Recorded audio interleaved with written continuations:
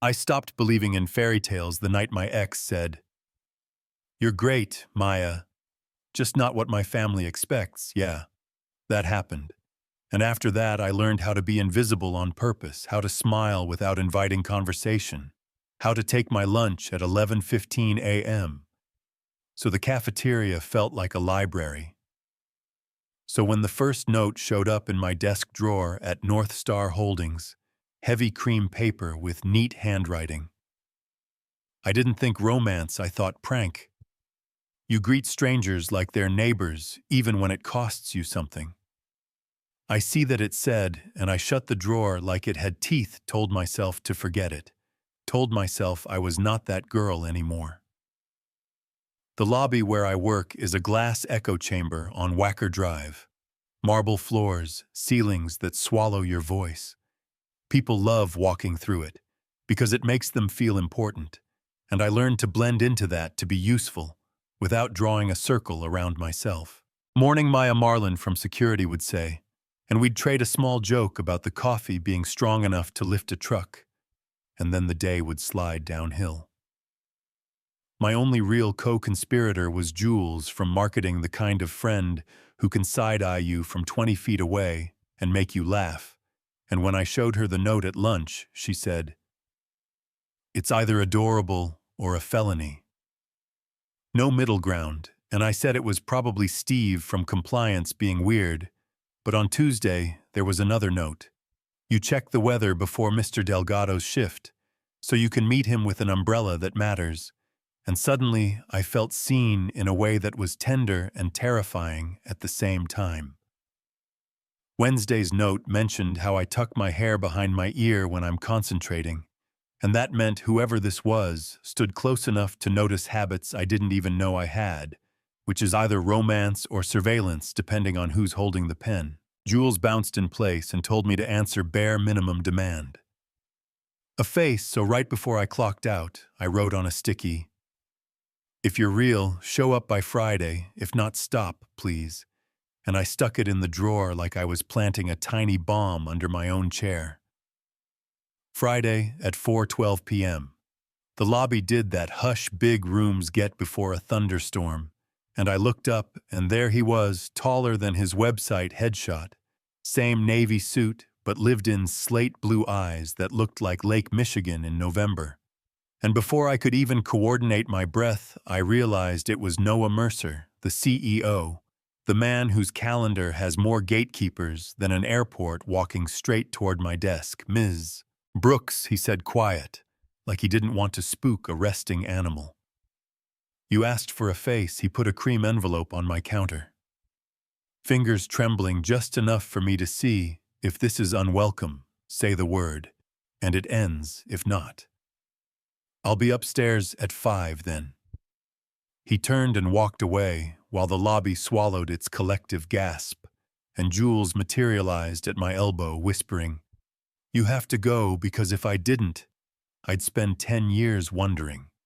And she was right. You know what I mean. His office was glass and warm wood, and the kind of view that asks you to sit up straight. He'd taken off his jacket sleeves, rolled like a man remembering he has wrists, and before he could do the speech, I blurted, "Why me?" Because my mouth gets reckless when my heart is scared. He told me about a fire drill 6 months earlier, how everyone else was annoyed on the sidewalk, and I was counting steps for Mr.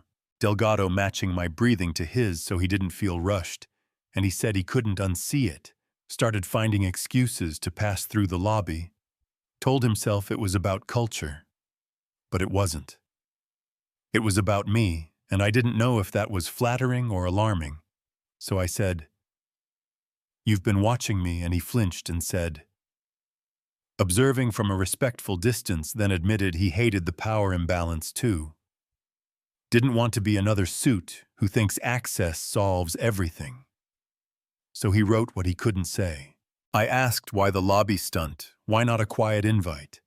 And he rubbed a hand over his face and said, "I wrote show up," and he thought hiding would be dishonest, admitted.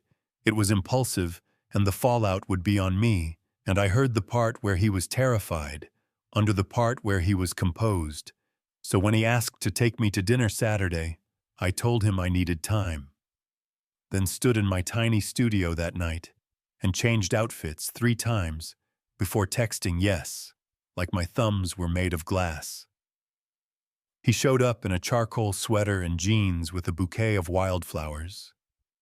Not a florist's idea of love his, and he said he gave his driver the night off and hoped I was okay with him behind the wheel. And I laughed, because yes, I have seen a billionaire operate a car, thank you. He took me to Nonna Amelia's cash-only red checkered tablecloths and a tomato sauce that could fix your childhood. The owner hugged him like a grandson and called him Nico. Apparently, the nickname predates the boardroom, and over eggplant parm the size of my face, he told me. His first job was changing tires at 15 because his dad thought calluses were good for character, and I told him I studied English because books were my lifeline. But health insurance pays rent, so here we are. If practicality took a day off. What would you do, he asked, and I said, run a literacy program, help kids find themselves in stories. Then laughed because money and time are real, and he didn't fix it. He just listened, filed the detail away like a promise, not a purchase, and we agreed on rules. At work, we're colleagues outside, we try for real or exit with dignity. For a few weeks, it was easy tacos in a back booth where soda is called pop quiet movie nights at my place because he said it felt like peace and then real life reminded us it has teeth. In the elevator, Lauren from corporate strategy gave me that up-down and said, front desk girl, nice dress like I'd stolen it from her closet. And I said, thanks, Lauren, you can borrow it when you get promoted, which made Marlon snort into his sleeve and gave me 10 seconds of oxygen. The twist hit on a Tuesday afternoon when BizBuzz, that gossip site powered by LinkedIn Envy, ran a grainy photo of us leaving a brownstone and slapped on a headline, Billionaire CEO dating receptionist, romance or corporate ladder, and the comments went exactly where your brain thinks they went. Gold digger, HR violation, power abuse. Noah called me to his office with a tablet in his hand, like it might break. I'm sorry. This is what I feared, he said, and I put my hand over the screen because doom scrolling is a choice, asked him what he wanted, and he said, to protect you and not lie about us, and I said, then we do both. We don't feed the machine, but we don't run either. PR pitched a statement and an interview, and we said no at work. We put up guardrails, no closed doors, all operational stuff through his assistant HR looped in.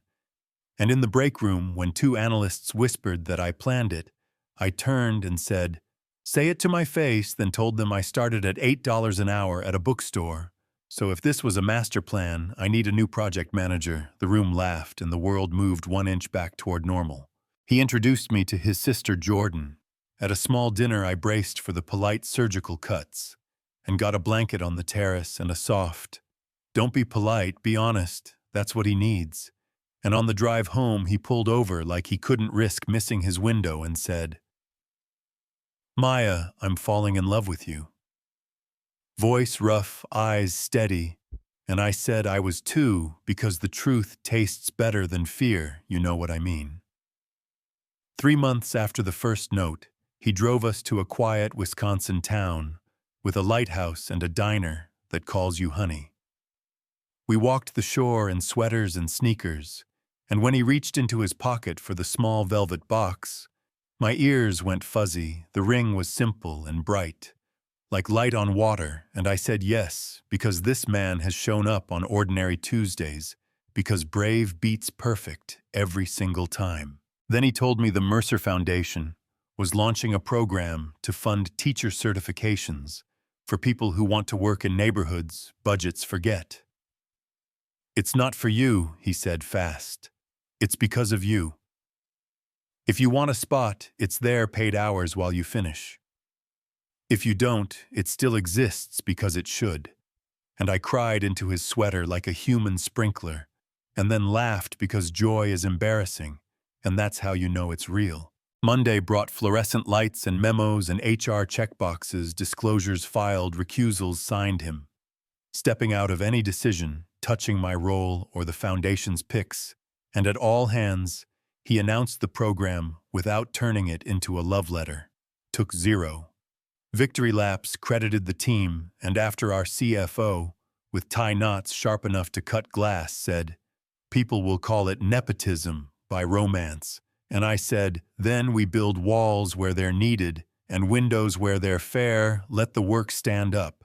And he gave me the smallest nod, which in CFO language is basically a standing ovation. It wasn't all clean wins. A blogger followed me 2 blocks and shouted questions that weren't questions. An investor's wife at a gala said she missed when CEOs married other CEOs' daughters, and I had to stare at the bathroom ceiling until my jaw unclenched. But the first time a kid in our pilot program sounded out a sentence and looked up with lightning in his eyes, I went home and lay on my carpet and laughed for no reason other than there was more oxygen in the room. Now here's the part that might make you clap or come for me in the comments, or both. The board asked if I'd take a full-time role directing the literacy program next year. My dream on paper, kids and books and community, but also a headline I can see from space, CEO's fiancé. Land's coveted role, our guardrails are ironclad. External auditors, recusals, all of it. And still optics are a stubborn animal. I told Noah I was leaning yes, and he said, "Then we build the windows bigger, and I love him for that, and also wonder if loving him has made me too brave for my own good. So talk to me. Tell me where your line is. Is workplace love always wrong? Or can 2 consenting adults build something healthy with the right guardrails? Did the gossip expose a real power imbalance, or just our biases about class and who gets to belong where? If someone invested in you, not with money, with attention and belief, would you trust it or wait for the trap? Drop your take in the comments. Tell me what you've seen and lived like the video. If you felt even 1 degree braver by the end than at the start, subscribe for more stories that put a human voice to the headlines, and hit the bell so you don't miss what door we decide to walk through next, because our ending is still open, and I have a feeling you'll have thoughts.